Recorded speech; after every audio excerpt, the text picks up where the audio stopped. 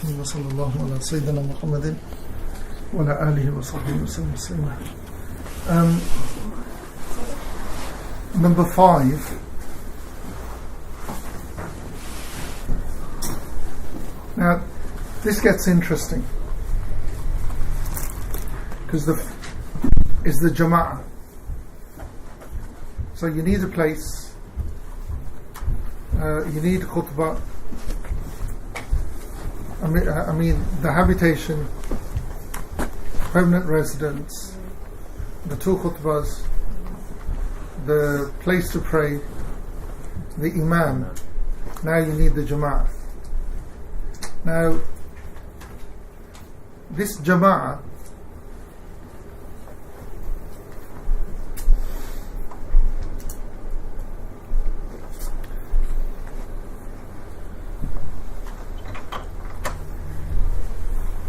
for Jum'ah,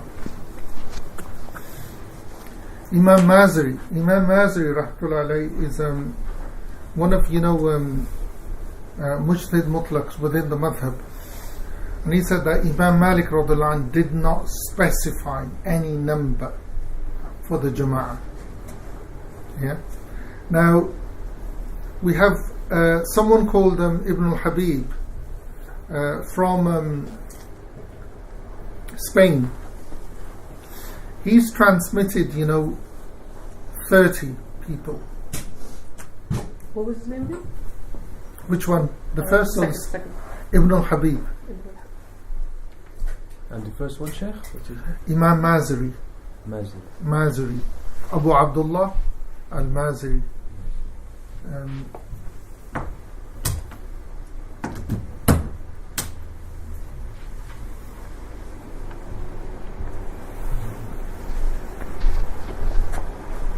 Now, Imam Mazari says that Imam Malik did not give any definitive number.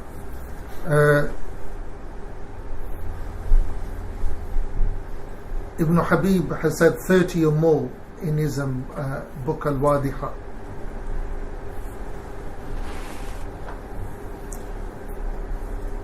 What you find,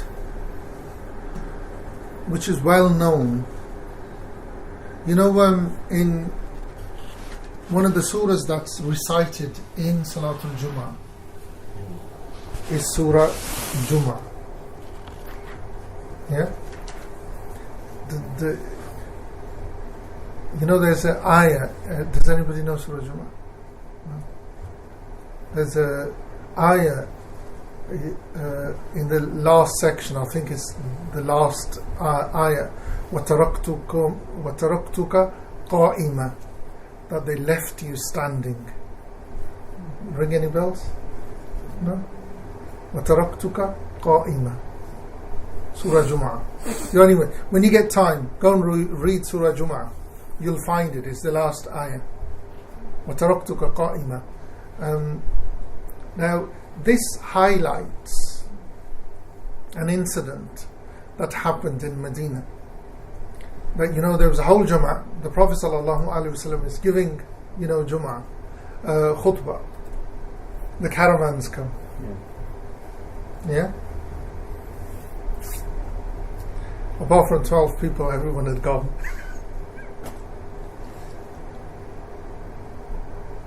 And when you read the end bit of Surah Jum'ah, that's what Allah is mentioning, because the caravans from Syria had come, or I can't remember if it was Syria or Mecca, and now that's the well-known position that the madhab has taken,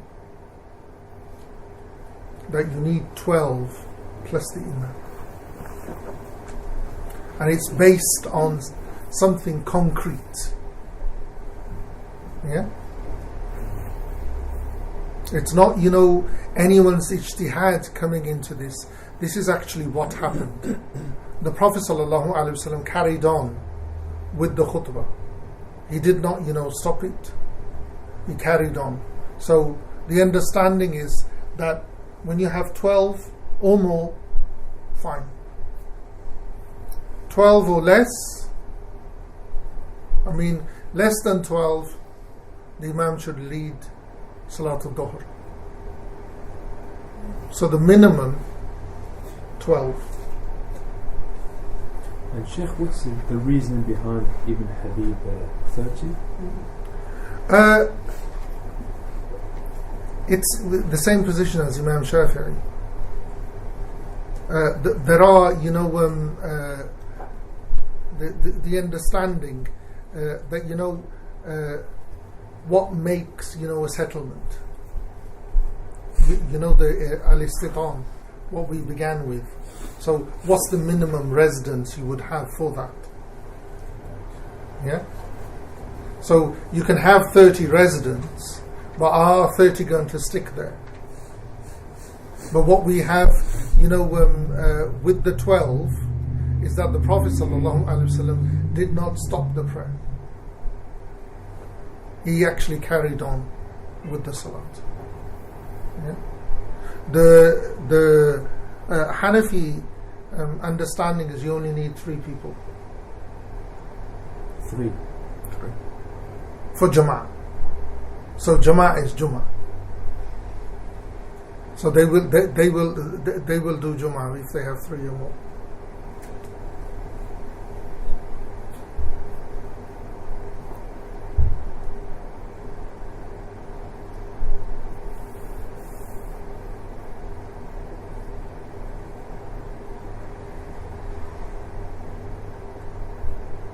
So the understanding of the 30 is that in the permanent residence there should be 30. Yeah.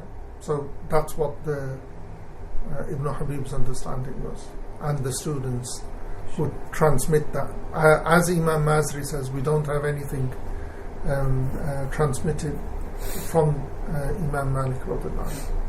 But that incident did happen, and it's clear cut. The Prophet ﷺ carried on with Jum'ah. And if you can't find the hadith, if you just there's a website called altafsir.com. If you go to Surah Jum'ah and go to the last ayah, just put it in, it'll bring you the whole incident up. But less than 12, no Jum'ah. Yeah? Unless you're praying behind a Hanafi. So if there's less than 12, get a Hanafi to lead it. Yeah? No, you'll have a Jum'ah. Because the thing is, it's a valid position within the Ahl Sunnah wal Jama'ah. Yeah? So for us it wouldn't. Okay. Are we okay with the past 5 conditions of performance? Yeah? So now we move on to the 5 conditions of obligation. Shurutul wujub for Jum'ah.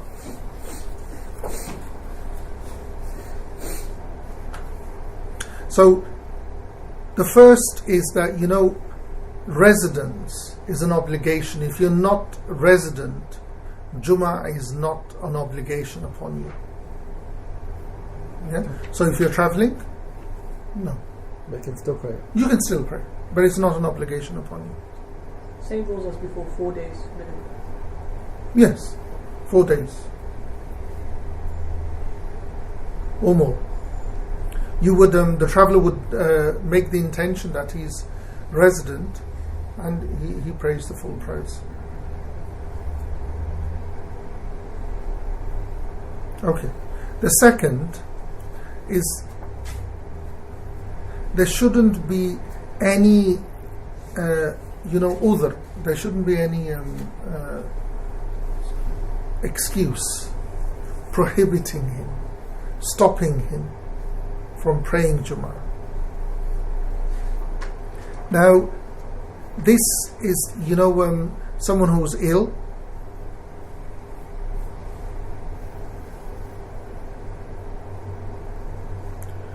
So he's so ill that it would be really difficult for him or that a near relative is ill,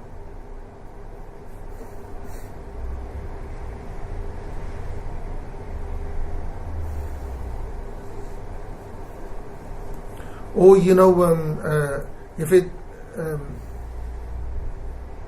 some of the nobles or someone is near to death.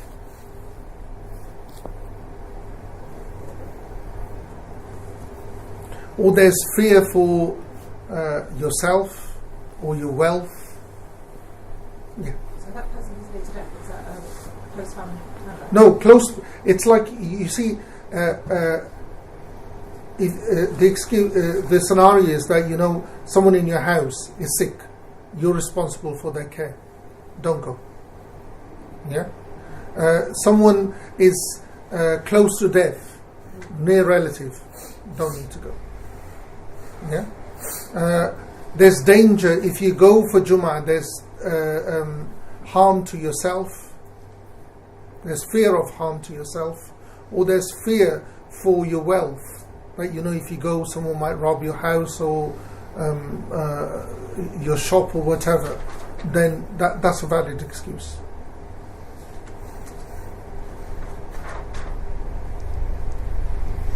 Or it's raining really bad. Yeah, weather. The way is really muddy.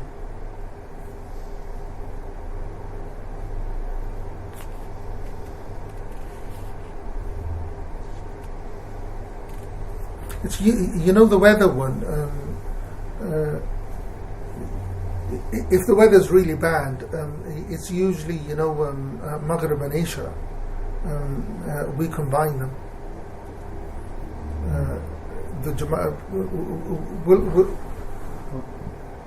So, are we going to come on to the combining of the prayers, or we've done the combining of the prayers? But at the end, if there are questions, I'll take them today. Yeah. But if the weather is really bad, it used to happen at the time of the Prophet ﷺ that it's more the evening than the day. So Maghrib, you'd pray Maghrib if, it's raining really bad, snowing. So you pray Maghrib. After that you pray your nafil. Then the adhan is said in the mosque, not from the minarah. It's said in the mosque, and then the Jamaat will stand for Isha. You pray Isha and then you go home. So you don't have to come. And that's what happened at the time of the Prophet ﷺ. In our situations, if you just need an intelligent imam. If the weather's really bad, you can do it here as well. It's not problematic. But you don't do it at home. You do it in the mosque. It's for the mosque. So you don't make it difficult for people. Yeah. Okay. So that was the second condition. That there are valid excuses, and these are valid excuses. Yeah. The third condition of obligation is that you have to be free.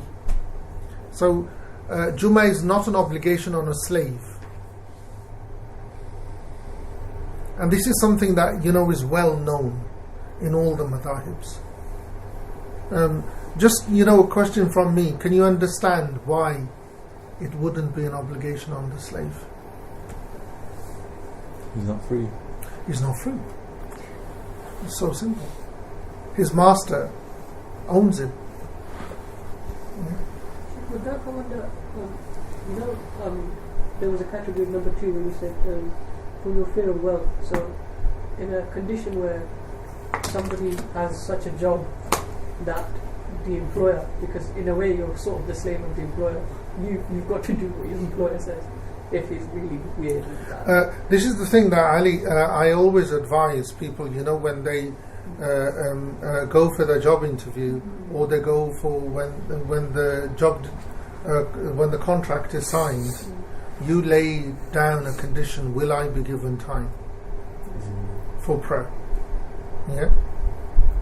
because the 5 daily prayers are more important than the Jummah. Yeah, don't quote me on this, but quote me on this. Yeah, because it's more. When you go for a job interview and ask, "Will I be given time?" And the thing is that majority of employees will set time aside. And for Jummah, this thing that again, excuse me, it's just my I really have these rants. People have Jummah in their office, their their schools, their colleges. Okay, universities, you can understand it, but those are workplaces. Yeah, pray your 5. Jummah is for the Jama'ah. It's not, just take 5 minutes out and boom, boom, and out. No, there's a whole psychology, there's a whole communal aspect. The thing I said before at the beginning, where, you take time out, you're in community. It doesn't happen in this country, by the way. Sheikh Haj Qasim, he was a Yemeni Sheikh in Birmingham. He passed away in 1999. And as long as he was alive, that was wherever I was in Birmingham, I would make sure I would go and pray Jummah behind him. And there was something there. And now it's just, I go through the motions. That's all it is. There isn't anything of, where people, there's no community, you're literally going in and coming out. And the whole thing of Jummah was the whole community came together. Anyway, end of rant. Number 4.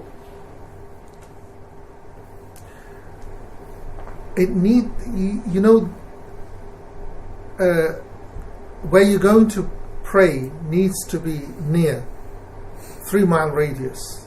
By near we mean 3-mile radius.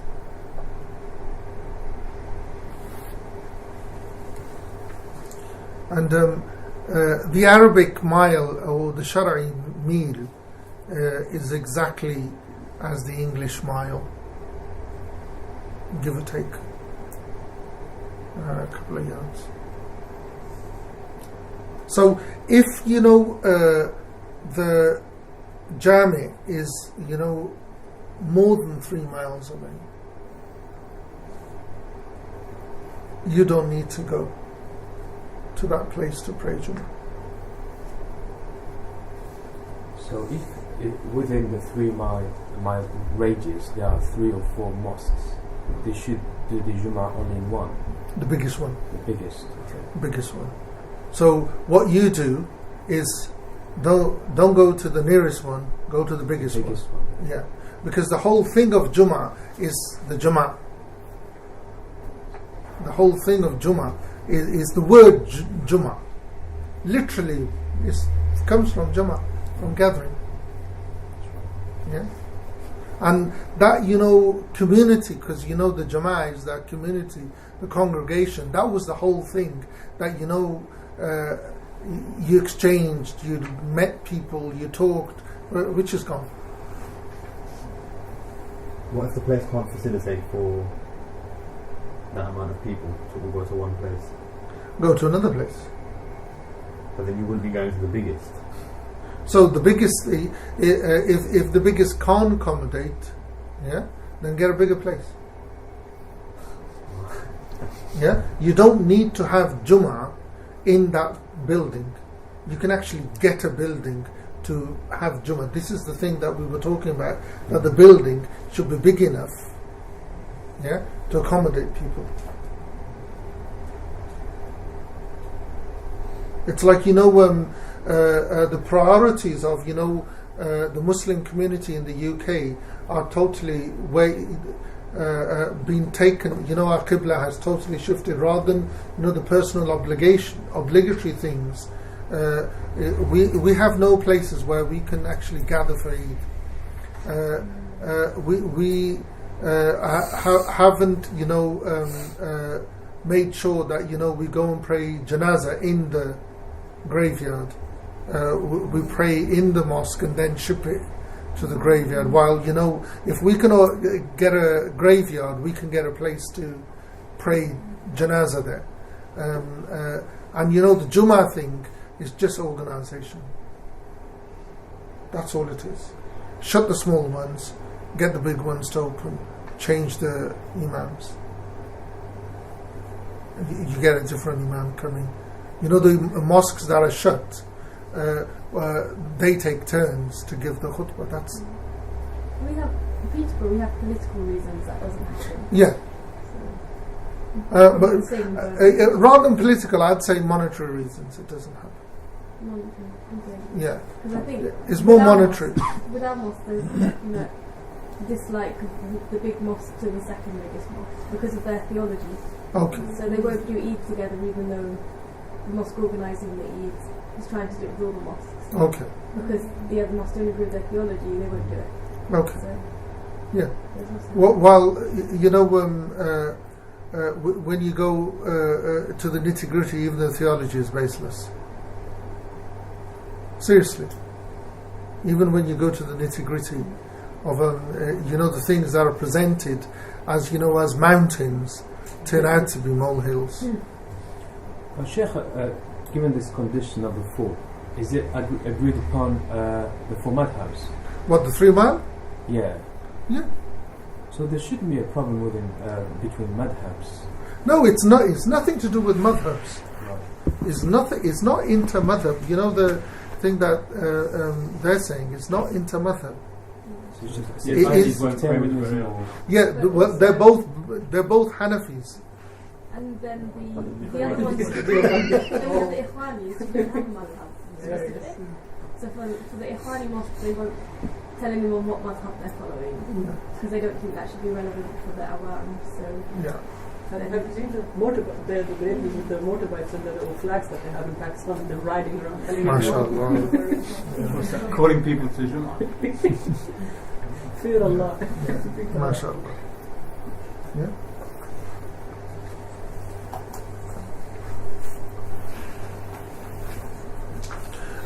The 3 mile radius thing. It's the small towns. Those towns like London. The 3 mile shouldn't apply. Should not. Because even if 6 miles, if you try, as long as you can get to a Jami, it's fine. Because the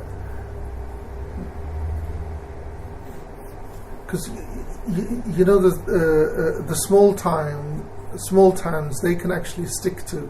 It's like the example I usually give is you don't know Birmingham. There's a small town outside of Birmingham called West Bromwich. Now, the people from West Brom usually used to come to Birmingham, and now they don't because they build their own. But as long, it depends on where your heart feels. I'm going to get something from here, and I used to have a place in Birmingham, and the Sheikh died in '99. And inshallah, you just pray, get out. That's it. Do the mosques in London do the money announcements as well, like in Birmingham? Oh, someone's given this much, someone given this much. They come in the rows. For charity? No. To announce who has given. Yeah. We don't get that. Okay. Not in Peterborough, but he's not in the mosque. You do it here? Oh, it does matter. We do. It's proper bidah. Wait, so to ask for money or to be going around and announcing? All of it. All of it, okay. Yeah. Money, usually most mosques have a big safe or someone standing outside. That's better. Then the bucket in between the rows, and then someone standing in the front. Someone's given this and someone's given. It's just a waste of time. Okay. But the distance, 3 miles from outside the town, 6 miles within town. Yeah? 6 miles within town. Yeah? 6 miles. If you can get to Jami. Why is that? Huh? Why is that? Because people who come from outside, they actually have to make an effort. While the people who are inside the town, they can actually easily get to most mosques. So even if you gave them the excuse of 3 miles, they won't go to the mosque. Okay. Number 5.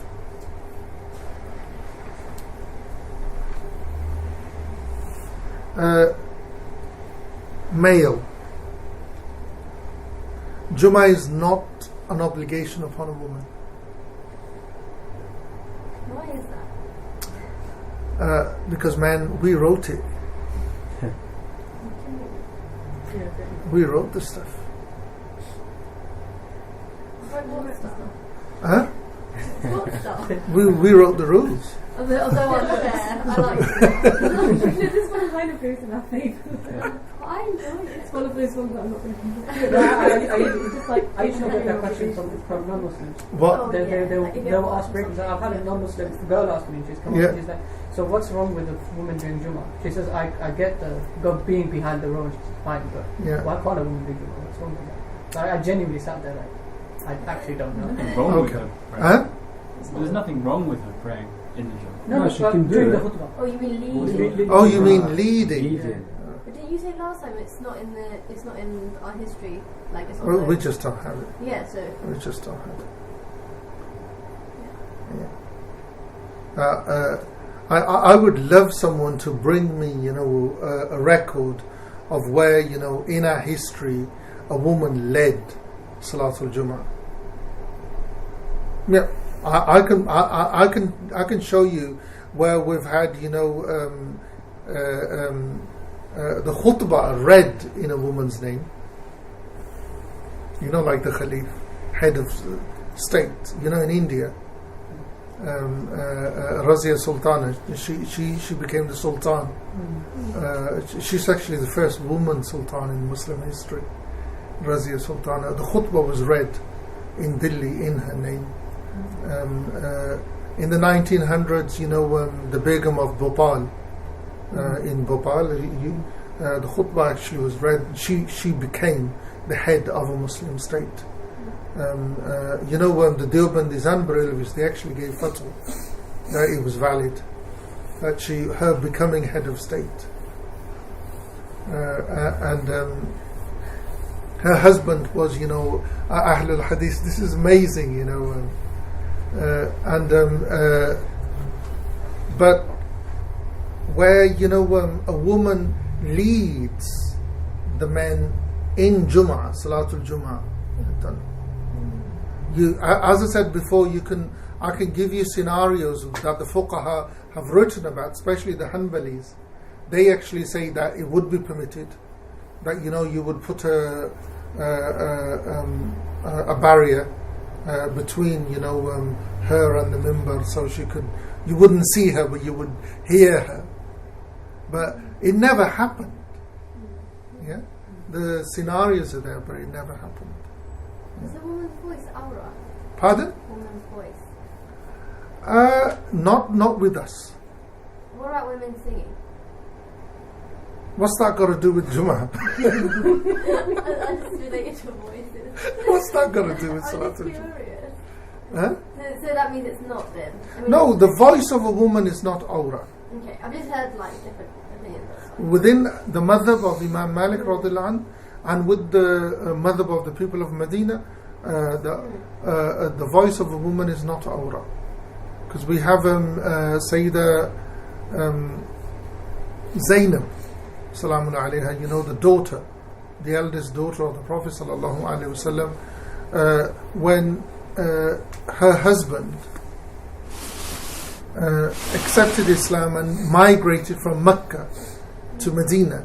So he came to her. He migrated, and this is in Salatul Subh. Yeah. So the Prophet ﷺ is leading, and the women are behind. So Salatul Subh, and for the first rak'ah she was quiet. Second rak'ah she shouted out, "My husband came back." My husband returned last night from Mecca. And the Prophet ﷺ carried on, the Muslims carried on praying. She just couldn't hold it in. She was that happy? Yeah, she was so happy.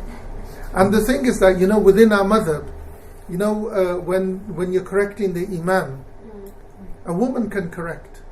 So, you say subhanallah. This thing of clapping, women clapping, and men saying subhanallah, which is in the Hanafi, we don't have it. The men say subhanallah, and the women can say subhanallah as well. The voice has never been awra with us. Because if it was awra, how did Sayyidah Aisha radhiyallahu ta'ala anha transmit all that knowledge? It's difficult, isn't it? Okay. The Jummah is only valid on the male, not the female. Of course she's permitted to pray. Only valid? I mean, not an obligation, sorry. It's not an obligation. It's not an obligation upon the woman. But she's allowed to pray, of course. So is it recommended? Huh? Does mustahab mean recommended? Yes. Oh, okay. Yeah. But it's not an obligation upon her. It's not an obligation upon her. Now, is there any questions about these 5 conditions of obligation? This would be the 6th, right? Jummah is only an obligation. No, there's 5. 5.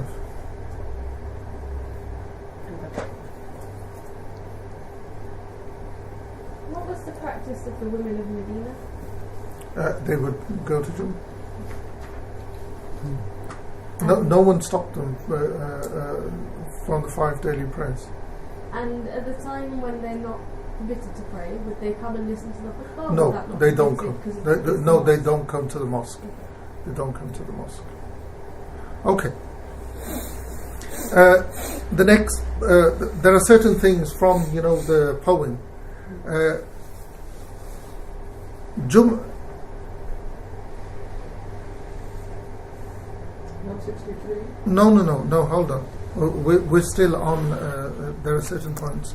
So, if Jummah is not an obligation upon people like the traveller, the woman, the slave, so they would pray Dhuhr. Yeah, but Jummah would be permitted. Yeah, if they wanted, if they could get to it, Jummah would be permitted. Oh, so if I prayed Jummah afterwards, would I have to pray my Dhuhr prayer? No. What I'm saying is that because it's not an obligation on those categories. Yeah. If they didn't pray Dhuhr, they would be permitted to pray Jummah. Oh, yeah. Yeah, they would be permitted to. Sheikh, that means Jumu'ah it's substitute to Dhuhr. Following that logic.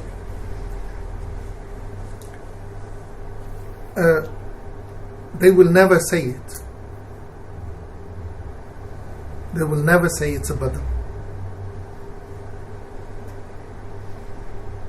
Yeah? It stands as a because the jurists still debate. Is it a prayer in its own right, or is it a badal? Is it a substitute? Yeah. But what you find is that the well-known position is it's a prayer in its own right. Because if it was a badal, then we could not make the exception of not making it an obligation on the traveller, the slave, and the woman. Because if it was a badal, then it would be an obligation to them as well. Right. Do you understand? Yes. But because it's a prayer, the well known is that it's a prayer in its own right. That's why those are exempted. So they pray Dhuhr. So if it was a substitute, they would have to. It would be an obligation upon them as well. Yeah. Okay.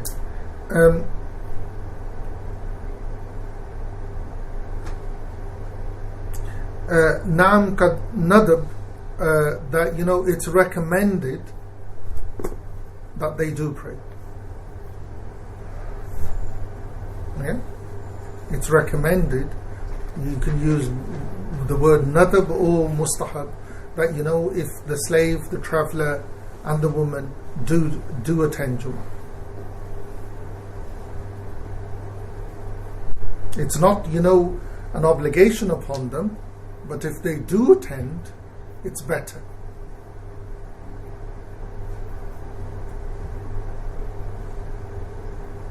Okay, now there's a time which is really difficult to work out in this country because the adhan is not given publicly. Because when the adhan is given, the imam comes and sits and the adhan is given. It's an obligation to stop whatever you're doing. Is it number 6? No, it's just a point from that poem. I see. Because we had those 5 conditions of ada and conditions of obligation, and then these extra points from that.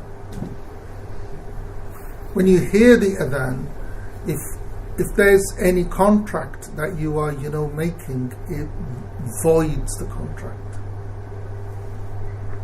So buying and selling, marriage, whatever, null and void, because you're not supposed to be doing them.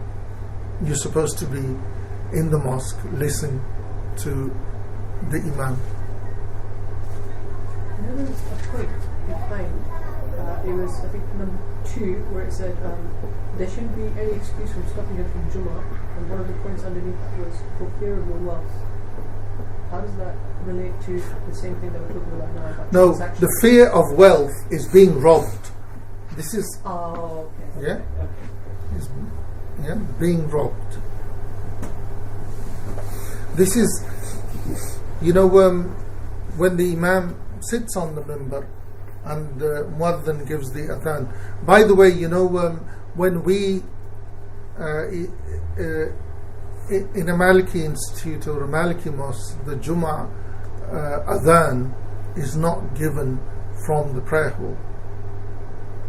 Is not given in front of the imam. That is one of the I'm using this word very liberally today, bid'ah.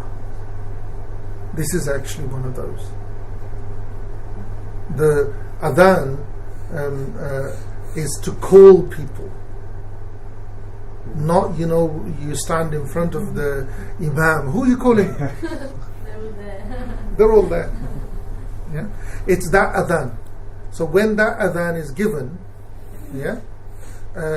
buying and selling becomes haram. You can't buy and sell at that time. There are 2 adhans for Jummah. We actually have 4. You can have 3. You can have. There's no limit. In Morocco, they have 3. Well, actually 4. There isn't. The whole reason is to make sure that people hear it and they come. So this is not 4 adhans given simultaneously. It's one after the other. One finishes, then the other, then the other, then the other. Yeah.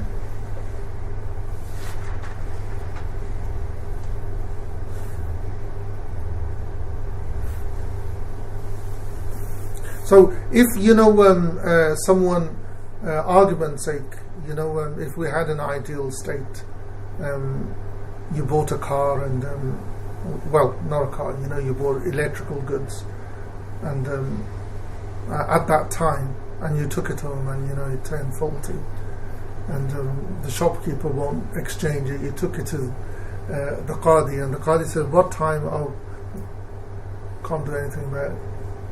Null and void. Because that it was to make sure that people got to the mosque. And this thing of taking Jummah off or closing the shop or business, no, it's only that period. It's only that period of time that it takes to pray Jummah, and whatever time you need to get there and come back, that's the time. Do you understand? Yeah? Okay. The next point is the sunnah of ghusl for Jummah. So this would be number 6. It's not number 6, it's the sunnah of ghusl. You can number it if you want. Now, it's sunnah to take a ghusl before you go to the mosque. Now, the reason why it's a sunnah is that, when you go, because you're amongst people, you smell fresh. You don't smell like a sheep. Yeah? And this is why the madhab makes a condition that, there's a correlation to you taking your shower and going out to the mosque. So for it to fulfill the condition of sunnah, there must be a correlation. You must do it, go. So you're still fresh. Sorry. Yes, Sheikh. So if you do a ghusl, Sheikh, does that include the wudu as well for the Jummah? The way that the Malikis do ghusl, it incorporates the wudu. And for the intention, you just the intention is for Jummah. For Jummah. Ghusl for Jummah.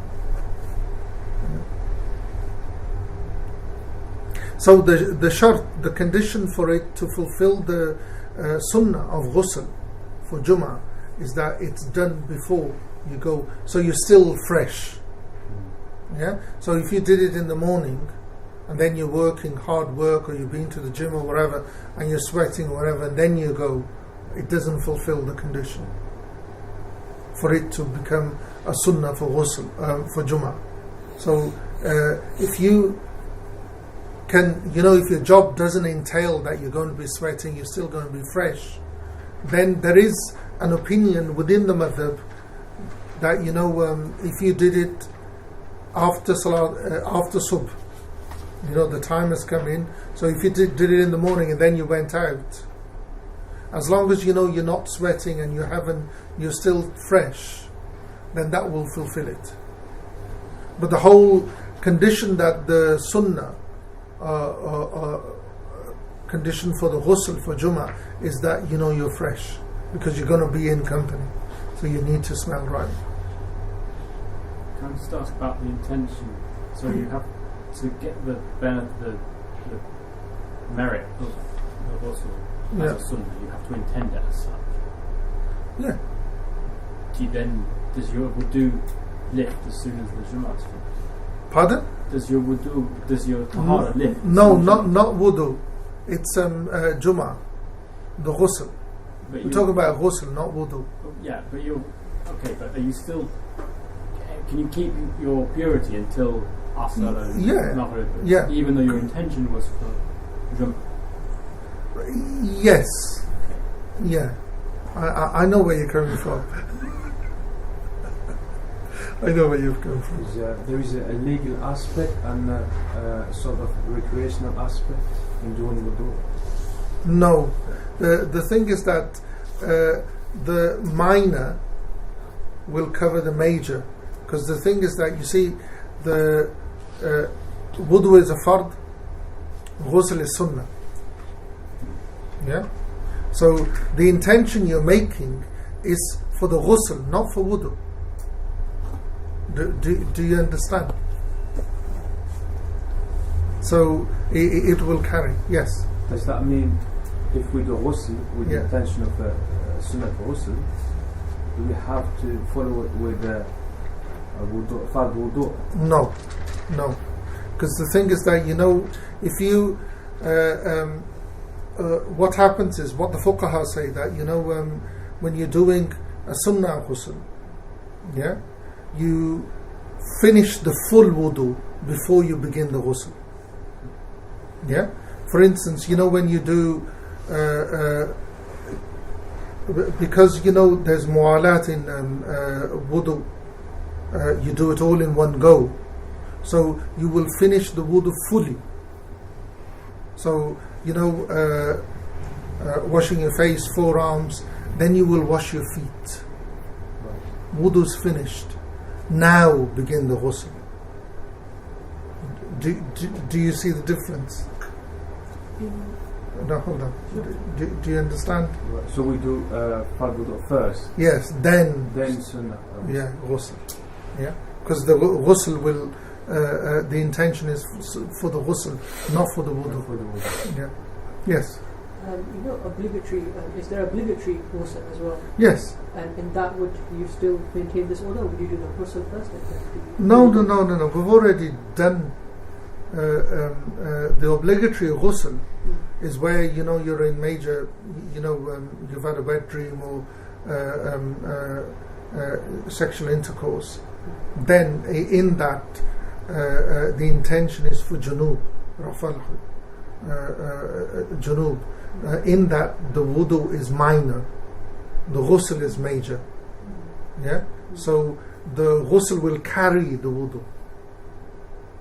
Do you understand? Yes. And would that be sunnah ghusl as well? No. Ghusl is wajib. Ghusl is wajib. Well, the wudu is sunnah then. It's not wajib. But the ghusl will carry the wudu. Yeah. And then you have to do another ghusl for sunnah? No. Okay. No. If you get up on Friday and you need to take ghusl for janaba, then that will suffice. If that one will suffice, if you don't smell or whatever afterwards. What you do is you take Abdullah bin Wahab's opinion on this. The mashhur is that there needs to be a correlation between Jum'ah and ghusl. But Abdullah bin Wahab says that if you have ghusl in the morning, as long as you're still fresh to go, it's okay. It will suffice. So there's a correlation, taking ghusl and setting out to the mosque. That's sunnah. The other recommendation for Jum'ah is that you set out early, which is difficult in our situations. But at the time of the first community, they would all be there waiting for the khatib to come. The whole mosque would be waiting for the imam to come, and they would be there before, because in the Muwatta of Imam Malik, if you go to Kitab al-Salat, you find that Imam Sayyidina Umar radiallahu anhu, he used to come out for the khutbah at Zawal. So he used to wait after Zawal, and when he would be coming in, the Sahaba would be praying their nafil. They would be already there. They would be waiting. And the hadith about the one who comes early gets the bull reward. That's encouragement. The whole reason for the hadith is that encourages you to be there early. The problem is that our situation in this country, you don't have decent speakers. I actually time it so I know when the Arabic begins. But it's sunnah. It's recommended that you go early. I heard that if you get there and after the Imam starts speaking or the Khatib starts speaking, it's no longer classified as a Jummah, or it comes later. I don't know. Until the Imam says Assalamu alaikum, it's still Jummah from the second rakat. Yeah? If you join even up to that point, you still caught Jummah? If you catch the ruku of the second rakat, you've caught Jummah. Inshallah.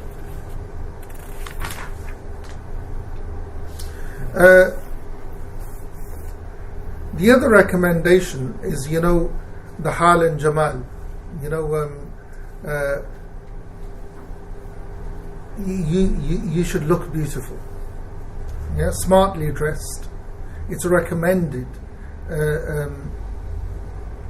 that the one that goes out for Jummah, that they beautify themselves and use, have you heard of this word, Khisal al-Fitra? The trimming your moustache. You should trim your moustache, trim your nails,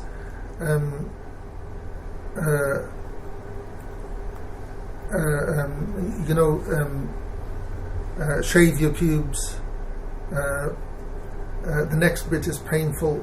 Pluck your armpit hair. Use a siwak. Dental hygiene. Beautiful clothes. Yeah, smart, beautiful clothes. Use scent. Yeah. Sheikh, yes. Does siwak mean just brushing your teeth or the actual arak? Okay. This. I don't know if did I speak about this before. We actually know the intent. This is Qadi Abdul Wahab Baghdadi in his book Al-Ma'una.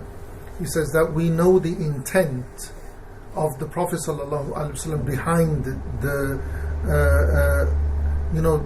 pushing the ummah to use the siwak was to make sure that for dental hygiene that their teeth were clean.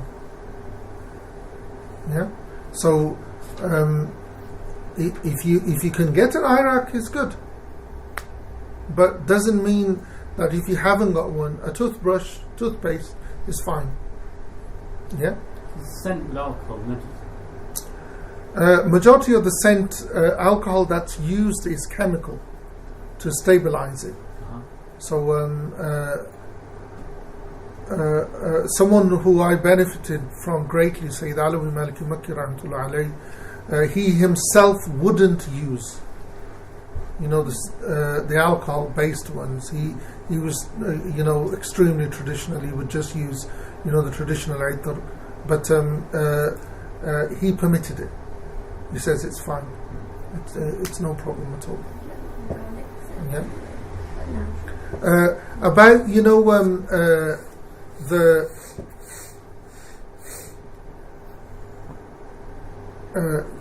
how you get up, how you look. It's the only example I can give is the black people in this country. How they go out to church on Sunday. Yeah, that's what's expected. We don't do it. It's a really good example. No. That's what you're looking at. The West Africans do it for Jummah. Yes. They really. Oh, I was in Fez for Jummah at the Karaween, and the West Africans were there for the Mawlid at Sidi Ahmed Tijani's, and God, you had to see it. They come out proper. Seriously, proper. And it was rainy like today as well, but they still came properly dressed and smelling beautiful. And that's what the jeans and the scruffy look for Jummah is unacceptable. Unacceptable. Sheikh? Yes. Can I ask a auxiliary question? Just related, just slightly related to alcohol, if that's okay. Go on. In regards to the madhab, is it because I've heard some people say that the alcohol is haram only if it's brewed for it, and if there's a drink, for example, that's had minute quantities, let's say 0.1 or whatever, what is the criteria? Should it just have no alcohol? That's it, alas. You ain't going to find anything, even in our food, there's alcohol. It's natural. If it's naturally there, that's what it's ignored. What you're looking at is where it's added. You know, something that ferments, and if it ferments and it turns to alcohol, that no. Yeah. No, it's not matter just a vinegar, for example. Yeah. Oh, apple cider.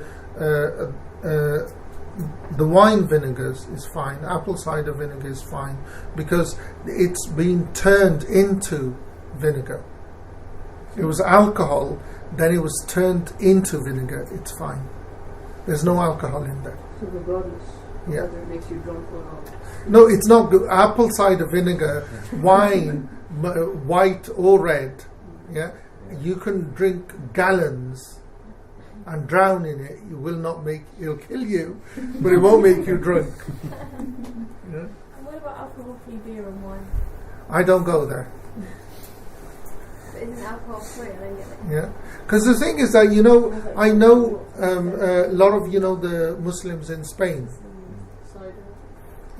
They drink the alcohol-free beverages. Their community is such, their relationship with their community is totally different that we haven't developed here. Because they are indigenous, Spanish Muslims who still, when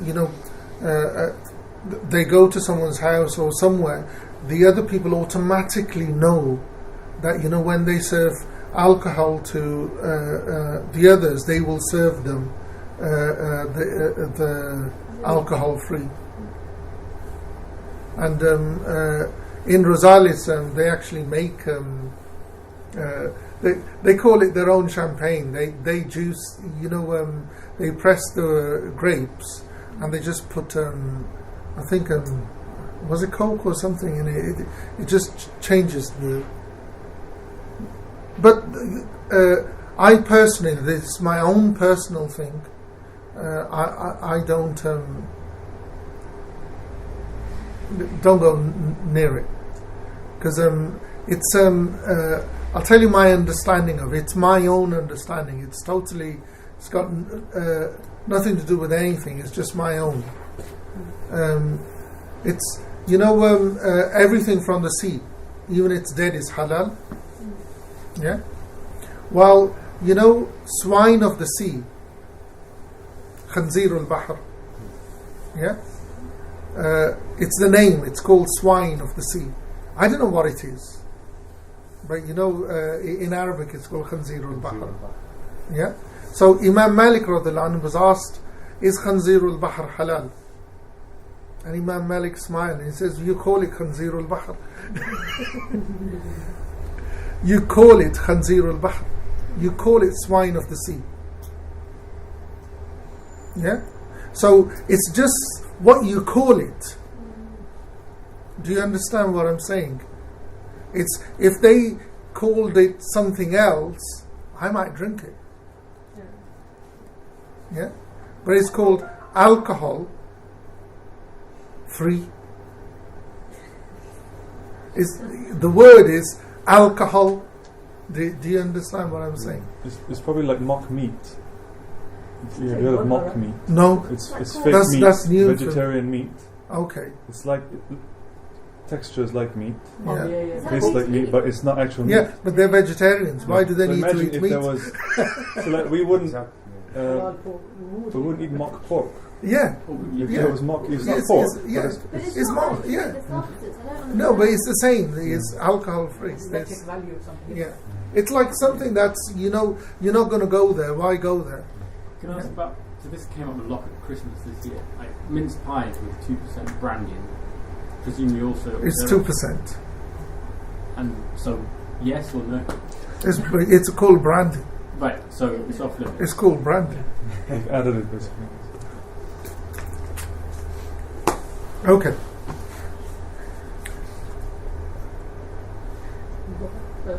Asr. What time is Asr here? I think it started. About 2 o'clock. 2 o'clock? That's true.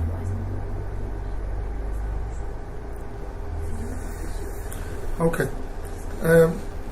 We've finished, the poems that we began with this morning.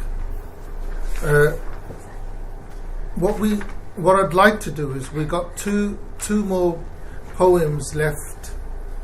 I mean, 2 verses. Sorry, 2 verses left for Jummah, and we'll do those and then we'll break for. Yeah. But I'm only going to give you half an hour break. Yeah? It's quite a long time still. Yeah, okay. 163 and 164.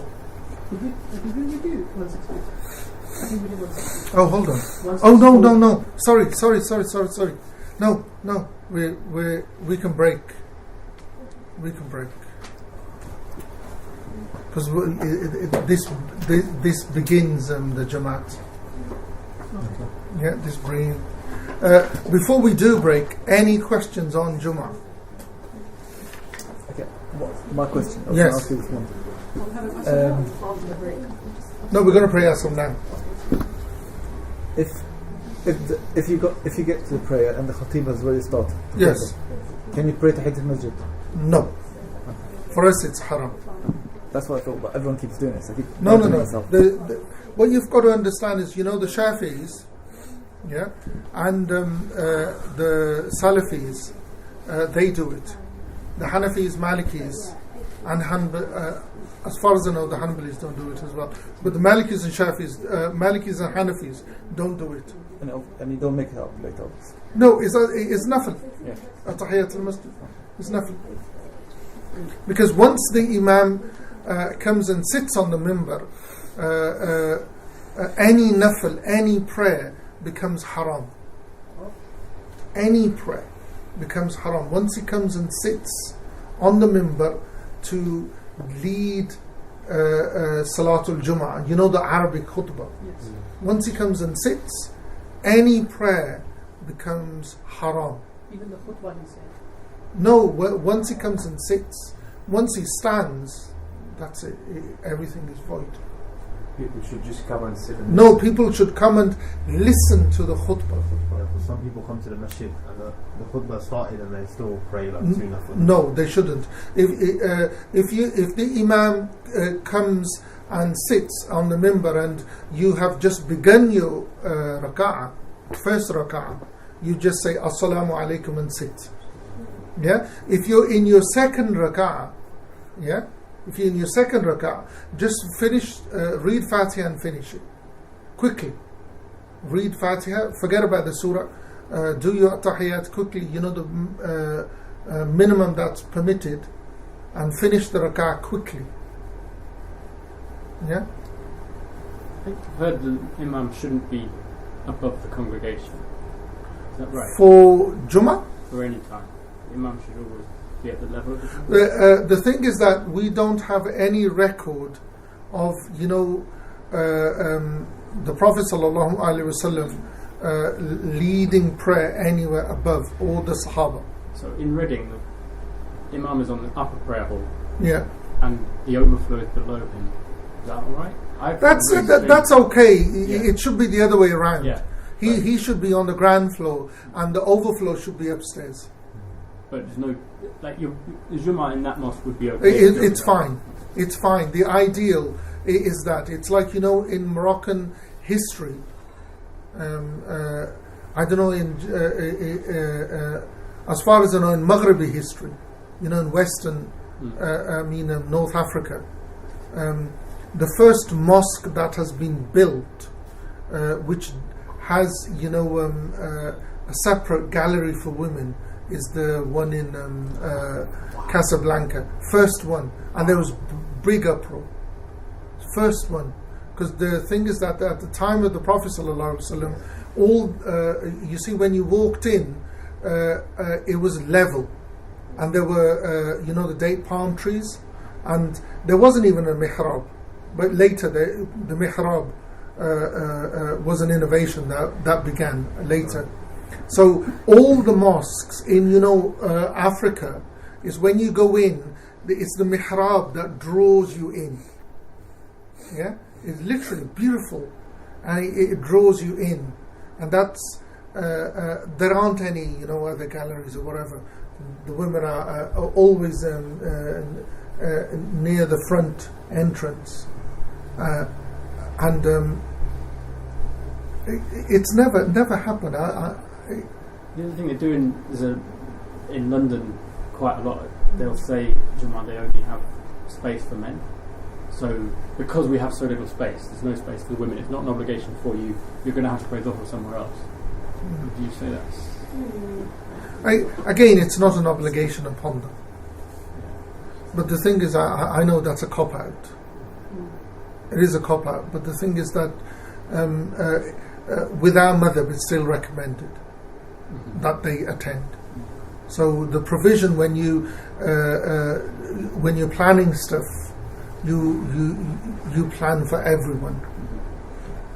Yeah. Inshallah. Subhana rabbika rabbil izzati amma yasifun wa salamun ala al mursalin walhamdulillahi rabbil alamin.